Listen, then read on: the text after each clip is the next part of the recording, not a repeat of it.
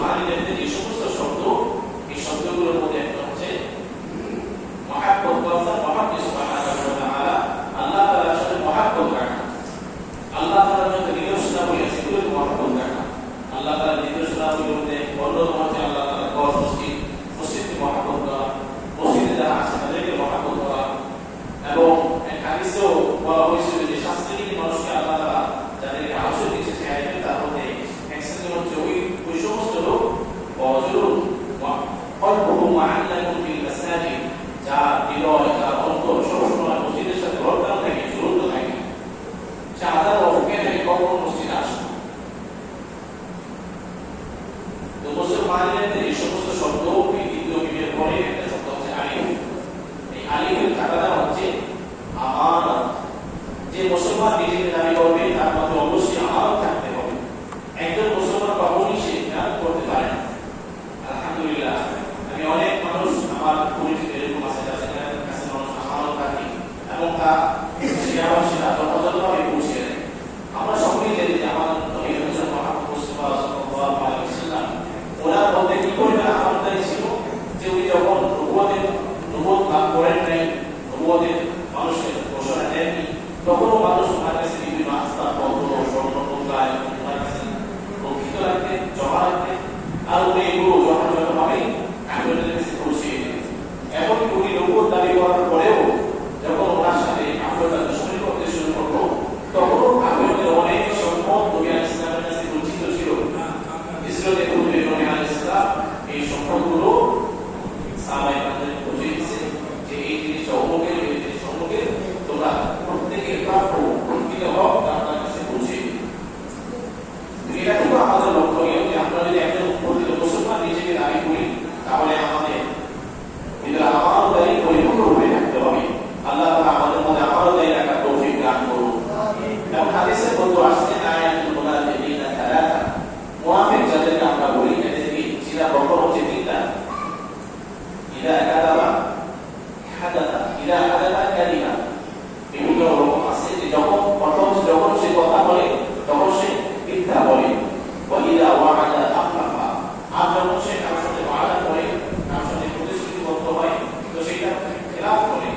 ওয়া ইদা উকমিলা খানা, আর যখন সে তার কাছে আমার পরিচিত রাখা হয় তো সেই আমার খেয়ানত করে। তো কোনো ব্যক্তি যদি নিজেকে প্রকৃত মুসলমান দাবি করে তাহলে তার মধ্যে অবশ্যই আমানতদারি রাখতে হবে। এরপরে যে শব্দ মুসলমানের একটি আইনের পরে যে শব্দ সেটা হচ্ছে নূর। এই নূর তার উদ্দেশ্য হচ্ছে নফিয়ে নফস আর তাওবা, নফিয়ে নফস নিজের নফসকে পালন করা, নিষেধ করা, আর তাওবা খারাপ জিনিস থেকে, খারাপ দেখা থেকে, খারাপ বলা থেকে, খারাপ শোনা থেকে, খারাপ চিন্তা চেতনা থেকে। কোন ব্যক্তি যদি নিজেকে প্রকৃত মুসলমান দাবি করতে চায় তাহলে সে অবশ্যই খারাপ থেকে বেঁচে থাকতে হবে। আজকে আমরা প্রত্যেকটা খারাপ থেকে বেঁচে থাকতেছি। খারাপের ছেলেরা, খারাপ খাবার, খারাপ বাচ্চা, খারাপ কথাবার্তা, গাড়ি চালা, অশ্লীল কথাবার্তা, খারাপ জিনিস চোখে দেখা, খারাপ গান বাজনা, গাড়ি শোনা, এসবই খারাপের মধ্যে দাঁড়াবে। অতএব আমাদেরকে যদি প্রকৃত মুসলমান হতে হয় তাহলে আমাদেরকে খারাপ থেকে অবশ্যই বেঁচে থাকতে হবে। আলিফের পরে যে শব্দ সর্বশেষ, নুনের পরে যে শব্দ সেটা হচ্ছে ইয়া। এটা হচ্ছে সবচেয়ে গুরুত্বপূর্ণ। এই ইয়া তার উদ্দেশ্য হচ্ছে ইয়া ইলাহি। ইয়া মানে স্মরণ করা, আর ইলাহি মানে আল্লাহ তাআলা। ইয়া ইলাহি মানে আল্লাহ তাআলার স্মরণ। যে ব্যক্তি নিজেকে মুসলমান দাবি করবে সে অবশ্যই আল্লাহ তাআলাকে সর্বদা স্মরণ রাখবে। যতক্ষণ পর্যন্ত তার মধ্যে আল্লাহ তাআলার স্মরণ বিদ্যমান থাকলো ততক্ষণ পর্যন্ত তার সাথে আল্লাহর সাথে একটা কানেকশন থাকবে। সেটা এই মুহূর্তে মারা যাবে, সেইভাবে অবস্থায় মারা যাবে। আর যদি তার সাথে আল্লাহর সাথে সম্পর্ক না থাকে, সেটা যদি এরকম আল্লাহর সাথে দূরত্ব হয়ে থাকে ওই অবস্থায় যদি সে মারা যায় তাহলে আল্লাহই ভালো জানে তার কি ফয়সালা হবে। যারা বিভিন্ন জায়গায় পূজা করে তারা চায় সুস্থ জায়গায় স্মরণ তাদের ফিরে রাখতে। যে নেতাকে মানে সেই নেতা আদর্শ ধারণ করার চেষ্টা করে, সবসময় তার আলোচনায় তার কথা রাখার চেষ্টা করে, তার নাম রাখার চেষ্টা করে, নাম উচ্চারণ করার চেষ্টা করে। একইভাবে যারা প্রকৃত কবি, প্রকৃত আল্লাহ বান্দা, তারা সর্বদাই আল্লাহ আল্লাহ তাআলা স্মরণ তাদের জেনে রাখবে এবং তারা যে কোনো জায়গায় যাতে কেন সেখানে আল্লাহ তাআলা আলোচনা করবে, আল্লাহ তাআলা ফরজের কথা বলবে, আল্লাহ তাআলা নিয়াতের কথা বলবে। তো আমরা যারা মুসলমান আছি, আমরা যদি মুসলমান নিজেদেরকে দাবি করতে চাই, মুসলমানই যদি আমার মধ্যে রাখতে চাই, তাহলে আল্লাহ তাআলা স্মরণ আমাদের মধ্যে অবশ্যই রাখতে হবে। আল্লাহ তাআলা স্মরণ বিভিন্নভাবে রাখা যায়। একটা হচ্ছে সরাসরি আল্লাহ জিকিরের মাধ্যমে, তাসবিহাত আদায় করার মাধ্যমে, সুবহানাল্লাহ আলহামদুলিল্লাহ আল্লাহু আকবার লা ইলাহা ইল্লাল্লাহ জিকির করার মাধ্যমে আল্লাহ তাআলা স্মরণ আমরা রাখতে পারি। দ্বিতীয় হচ্ছে কোরআন তিলাওয়াতের মাধ্যমে আমরা আল্লাহ তাআলা স্মরণ রাখতে পারি। নামাজের মাধ্যমে আমরা আল্লাহ তাআলা স্মরণ রাখতে পারি। কোনো ভালো কাজ করার মাধ্যমে আমরা আল্লাহ তাআলা স্মরণ রাখতে পারি। যেহেতু আল্লাহ তাআলা বলেছেন ভালো কাজ করার জন্য, যেটা আমরা আল্লাহ তাআলাকে খুশি করার জন্য মানুষকে রসুল করতেছি, দিনের কাজ করতেছি, প্রত্যেকটা কাজে আমরা যদি আল্লাহ তাআলাকে স্মরণ রাখি, আল্লাহ তাআলার নিয়াত আমাদের দিলে রেখে আমরা করি, তাহলে এটাই হচ্ছে আল্লাহ তাআলার স্মরণ। মুসলিমরা ইকরাম এই মাসে বিভিন্ন সবক দিয়ে থাকে, কোরআন হাদিস অনুযায়ী সেই সবকগুলো আমরা আদায় করতে পারি। কিছু মানুষ আছে এটাকে অপছন্দ করে, এটাকে বোঝার চেষ্টা করে না যে আমরা তো আল্লাহকেই মানব, আমরা আবার খ্রিস্টানকে কেন মানব, কি বোঝা কেন করবো। আসলে কোনো মানুষের দিনকে পূজা করে না। প্রকৃত যারা আগে হক করা একটা বা প্রকৃত অজ্ঞানী পীর ভাষায় যারা, তারা তো নিজেদেরকে পূজা করতে পারে না, তারা আল্লাহ তাআলার পরিচয় মানুষের কাছে তুলে ধরে। আমরা যে কাবা শরীফের দিকে ফিরে নামাজ পড়ি, তাহলে দেখলেও দেখা যায় যখন আমরা কাবা শরীফকে পূজা করি, সারা বিশ্বে এখন মাস পয়েন্টে হচ্ছে কাবা শরীফ। আমরা যারা কাবা ঘরের পূর্বে আছি, আমরা পশ্চিম দিকে ফিরে নামাজ পড়ি। আবার কাবা ঘরের পশ্চিমে যারা আছে, তারা কাবার দিকে মুখ করে পূর্ব দিকে ফিরে নামাজ পড়ে। এভাবে সারা বিশ্বের মানুষ কাবা ঘরের দিকে ফিরে নামাজ পড়ে। এখন যদি কেউ বলে যে মুসলমানরা কাবা ঘরের পূজা করে, তাহলে কি হবে? না, নিতান্তই ভুল হবে। বরং আমরা কাবা ঘরকে ভালো করে করি না, বরং আল্লাহ তাআলা আদেশ করছেন যে তোমরা এই দিকে ফিরে নামাজ পড়ো, কিছু না এই দিকে ফিরে নামাজ পড়ো। কাবা ঘরের কোনো শক্তি নাই, কাবা ঘর ইবাদতের যোগ্যও না। আল্লাহ বলছেন এই দিকে ফিরে নামাজ পড়তে, নবী আলাইহিস সালামের মাধ্যমে আমরা একজন সেদিকে ফিরে নামাজ পড়ি। কাবা ঘর কাউকে রক্ষা করতে পারে না, কাউকে ধ্বংস করতে পারে না। আমরা জানি যে আল্লাহ বাদশাহ ওনার রশি বাহিনী নিয়ে যখন কাবা ঘরকে ধ্বংস করতে আসেন, তো কাবা ঘর কি তাদেরকে ক্ষতি হতে করছেন? আল্লাহ ক্ষতি হতে করছেন, আল্লাহ তাদেরকে ক্ষতি হতে করছে, আল্লাহ কাবা ঘরকে পালন করছেন। অতএব আমরা যদি আমাদের দিন শিক্ষার জন্য, আমাদের আমল শিক্ষার জন্য, আল্লাহ তাআলা স্মরণ বৃদ্ধি করার জন্য, ঈমানকে বৃদ্ধি করার জন্য কারোর কাছে যাই, রহমাতুল্লাহি ওয়ালাইহির কাছে যাই, আর তারা যদি কোরআন হাদিস অনুযায়ী আমাদেরকে কোনো দিক নির্দেশনা দেন, এটা যাদেরকে বোঝা হয়, এবং এটা অনেক বড় ইবাদত। এবং কোরআন শরীফের মধ্যে আল্লাহ তাআলা বলেও দিয়েছেন যে ইয়া আইয়ুহাল্লাযীনা আমানু তাকুল্লাহ ওয়া কুনু মা'আস সাদিকিন, ইয়া আইয়ুহাল্লাযীনা আমানু হে ঈমানদারগণ ইত্তাকুল্লাহ, আল্লাহকে ভয় করো, ওয়া কুনু মা'আস সাদিকিন, এবং তোমরা সত্যবাদীদের সাথী হয়ে যাও। সত্যবাদী কারা? সবচেয়ে সত্যবাদী কারা? যারা আল্লাহর হুকুম যথাযথভাবে মানে, যারা রাসূলুল্লাহ সাল্লাল্লাহু আলাইহি ওয়াসাল্লামের কথাগুলো যথাযথভাবে পালন করে, তারাই হচ্ছে সত্যবাদী। তো কোরআন এবং হাদিস সম্পর্কে কারা সবচেয়ে বেশি জানে? ওলামায়ে সবচেয়ে বেশি জানে, তারা এটা অর্থ মর্ম সবচেয়ে ভালো বোঝে। এজন্য আমাদের উচিত হলো আমাদের জীবন চলার ক্ষেত্রে যে কোনো ক্ষেত্রে আমরা কোনো সমস্যার সম্মুখীন হই না কেন, আমরা আমাদের ওলামায়ে কেরামদের শরণাপন্ন করা। আলেমদের কথা আল্লাহ তাআলা কোরআন শরীফে স্পষ্ট বলেই দিয়েছেন, ইন্নামা ইয়াখশাল্লাহু মিন ইবাদিহি উলামা, যে আল্লাহ তাআলার জন্য বান্দা দুনিয়াতে আছে, এর মধ্যে যারা আলেম, যারা ওলামায়ে কেরাম, তারাই আল্লাহকে বেশি ভয় করে। এবং হাদিসের মধ্যে অসংখ্য হাদিস আছে। এই হাদিসের মধ্যে আছে ওয়া ইন্নাল আলিমা, আর যিনি আলেম হন, লা ইয়াস্তাগফিরু লাহু মান ফিস সামাওয়াতি ওয়া মান ফিল আরদ ওয়াল হিজারু ফি জাওফিল মা, অবশ্যই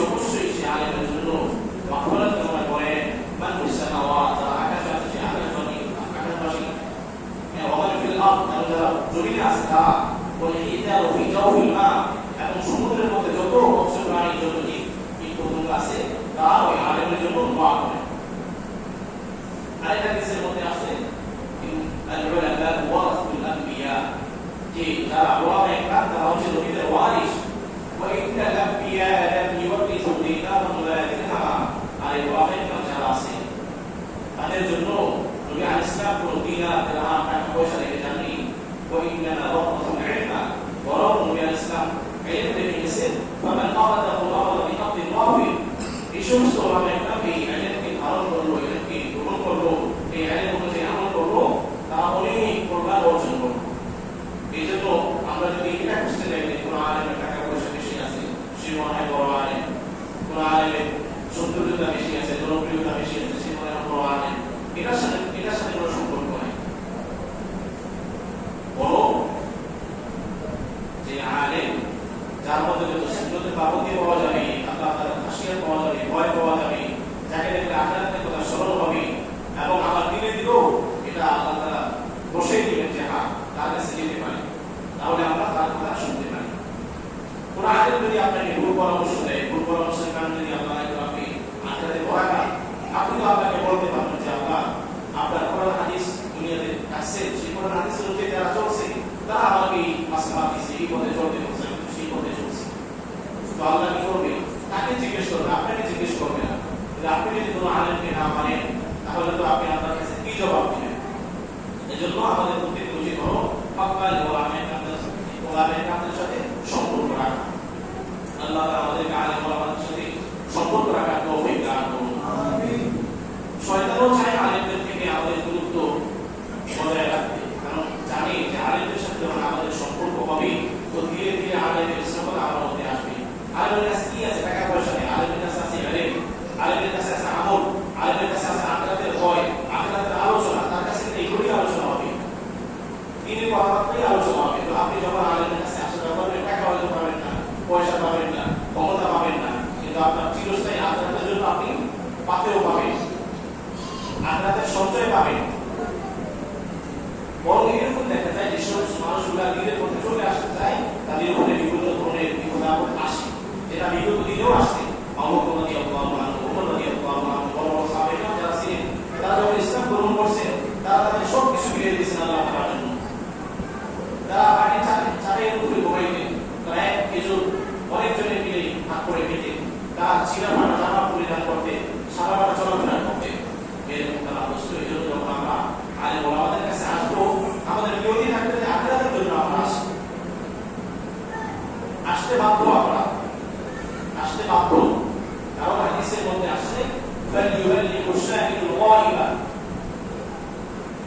ইসলামকে জিজ্ঞেস করা হয়েছে যে ইয়া রাসূলুল্লাহ, আমরা তো আপনার কাছ থেকে কি শিখতাম, আপনার কাছ থেকে আমরা পরামর্শ করতাম, আপনার নেতৃত্বে আমরা দিনের বিরোধ করতাম, এখন তো আপনি হয়তো আমাদের মত মাসিরা থাকবেন, এখন আমরা কিভাবে চলব? আল্লাহ তাআলা নির্দেশে নবী আলাইহিস সালাম সেই সমস্ত উম্মতের উপরে এই প্রতিশ্রুতি, যে দিনের কাজ, এটাকে টেস্ট করে গেছেন। সেই দিন থেকে আমাদের সবার উপরেই দিনের কাজ করা কর্তব্য, এবং এই দিনের কাজ করতে গেলে দিন সম্পর্কে যারা বেশি জানে তাদেরকে নিয়েই করতে হবে।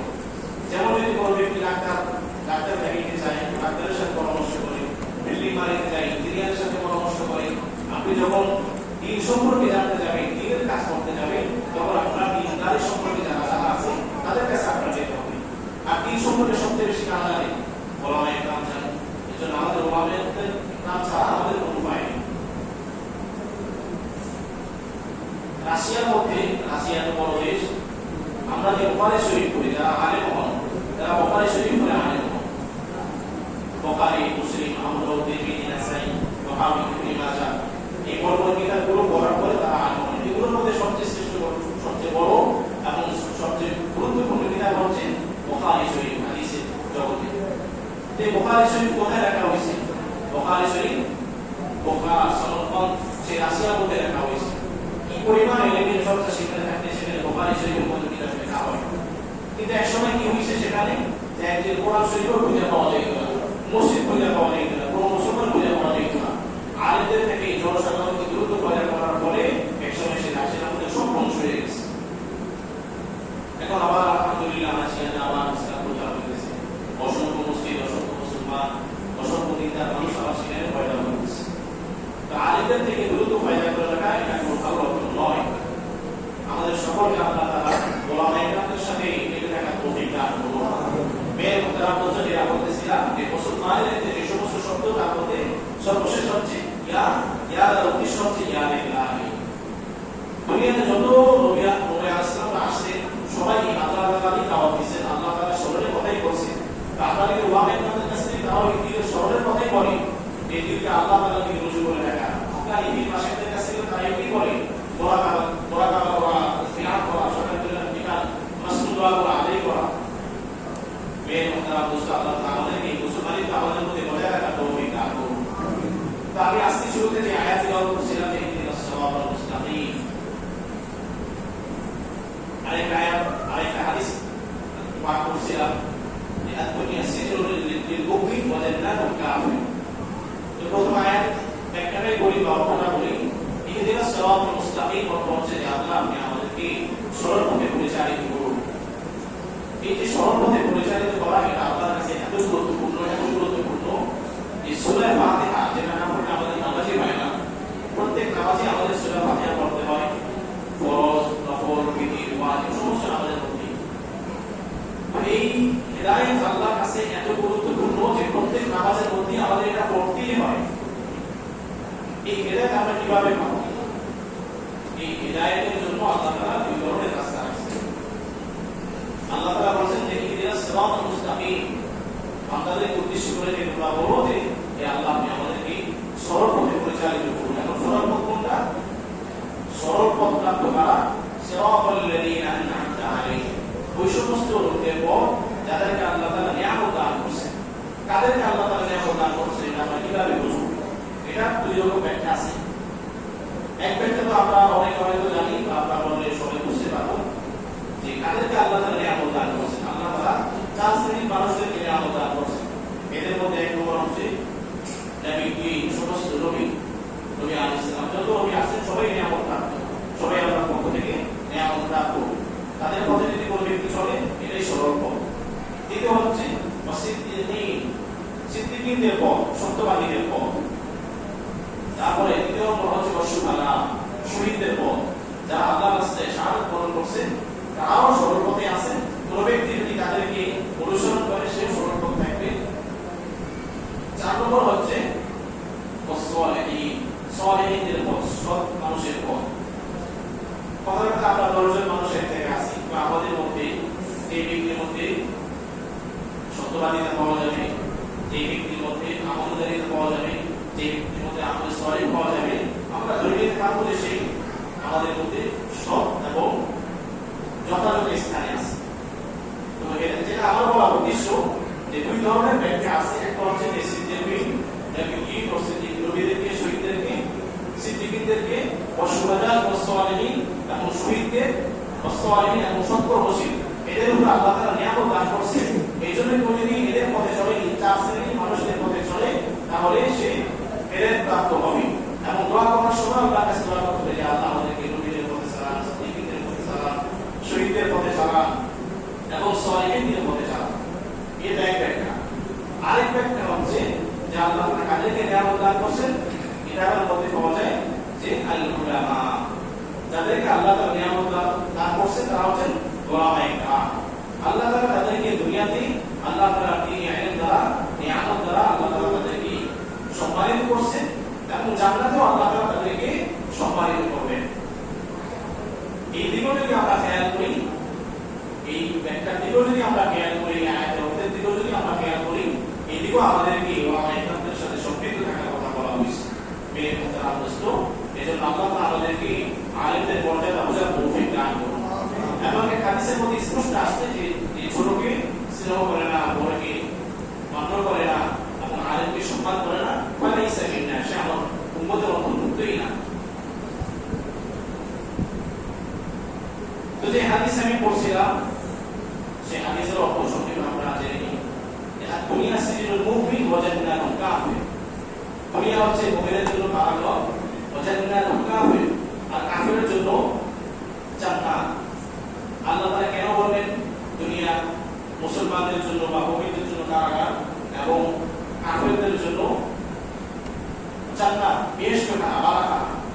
এটার একাধিক ব্যাখ্যা রয়েছে। তো একটা আমরা দেখি যে আমরা দুনিয়ার মুসলমান যারা আছি, আমরা যেহেতু আমাদের মন যা চাই তা আমরা করতে পারি না। আমি করতে পারি কিন্তু আমার মন মতো করলে সেটা যদি ভালো হয় তাহলে ভালো, আর যদি সেটা কোরআন হাদিসের বাইরে চলে যায় তাহলে এটার জন্য আমার শাস্তি পেতে হবে। তো এক ধরনের কারাগারের ভিতরেই আছি আমি। আর কাফের মুশরিক যারা আছে তাদের তো আর কোনো বিচার আচার নাই, তারা তো তাদের মন মতোই চলতেছে। কিতাবের মধ্যে পাওয়া যায়। এর মধ্যে এক ব্যাখ্যা হচ্ছে আল্লাহ তাআলা মুমিন বান্দা যারা আছে, যারা দুনিয়াকে জেলখানা এজন্যই মনে করে যে আমরা দুনিয়ার কারাগার যেগুলো আছে এগুলোর মধ্যে মানুষকে কি হালতে রেখে, দুনিয়ার কারাগারে যারা আছে তারা তাদের এক নম্বর কথা হচ্ছে তারা তাদের মন মতো কিছুই করতে পারে না, তাদের একটা বিধিনিষেধ আছে, তাদের একটা পরিধি আছে, তাদের উপরে কিন্তু দিক নির্দেশনা থাকে, তারা সেই অনুযায়ী চলতে হয়। যদি এর বহির্ভূত চলে তাহলে তাদের উপরে জবাব পড়ে শাস্তি, তাদের উপরে খোদাবত সেখানে আছে। তো একইভাবে আমরা যারা মুমিন নিজেদেরকে দাবি করি, আমরাও দুনিয়াতে যারা আছি আমরা আমাদের মন মতো চলতে পারি না। যদি আমরা আমাদের নিজেদের মন মতো চলি তাহলে হয়তো আপনারা দুনিয়াতে আমাদেরকে এটা ফল পাওয়াই দেবে, আর না হয় আখেরাতে এটার শাস্তি অবশ্যই বিদ্যমান। দ্বিতীয় হচ্ছে আমরা যারা মুমিন বান্দা নিজেদেরকে দুনিয়াতে মনে করি, আমাদের দুনিয়াটা আমাদের জন্য কারাগার, এই জন্য যে দুনিয়ার কারাগারে যারা থাকে, দুনিয়ার কারাগারে যারা থাকে তাদের আলাদা একটা ড্রেস আছে, আলাদা একটা পোশাক থাকে। সে চাইলেই নতুন একটা পোশাক পরতে পারবে না, আয়ন করা পোশাক পরতে পারবে না, তার মধ্যে সে ওখানে পোশাক পরতে পারবে না। তার নির্দিষ্ট ইউনিফর্ম আছে, সে ওই পোশাক পরে থাকে। এমনকি সে যদি পালায়ও যায় কারাগার থেকে, ওই পোশাক দেখে মানুষ কিনতে পারে যে এরকম তো আসামি, এরকম কারাগার থেকে বের হয়েছে। একইভাবে দুনিয়াতে আল্লাহ তাআলার মুমিন বান্দা যারা তাদেরও একটা পোশাক আছে, তাদের সেই পোশাক হচ্ছে সুন্নতি পোশাক, সুন্নতি লিবাস, সুন্নতি ইউনিফর্ম। তাকে দেখলেই মনে হবে সে একজন মুসলমান। তার মাথায় টুপি থাকবে স্বাভাবিক, তার সুন্নত তরিকায় চুল থাকবে, তার সুন্নত তরিকায় দাড়ি থাকবে, তার সুন্নতি লিবাস পাঞ্জাবি থাকবে, তার প্রত্যেকটা কাজে হবে সুন্নত অনুযায়ী। এই জন্যই আল্লাহ তাআলা দুনিয়াকে মুমিন বান্দার জন্য